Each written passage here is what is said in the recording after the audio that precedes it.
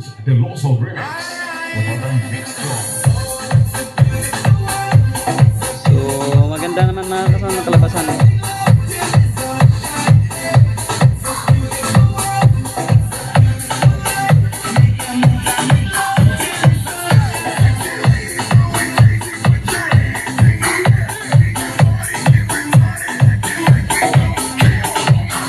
Ito yung mid natin mga ka-sound. Ito yung bass natin. Bali, tag-isa silang equalizer. Ito yung pang-sub na equalizer. Ito yung pang-mid na equalizer. So maganda din mga ka-sound.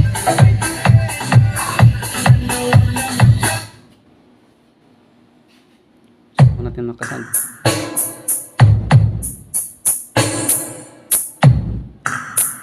So dito natin malalaman ng mga ka-sound sa balance ng amplifier.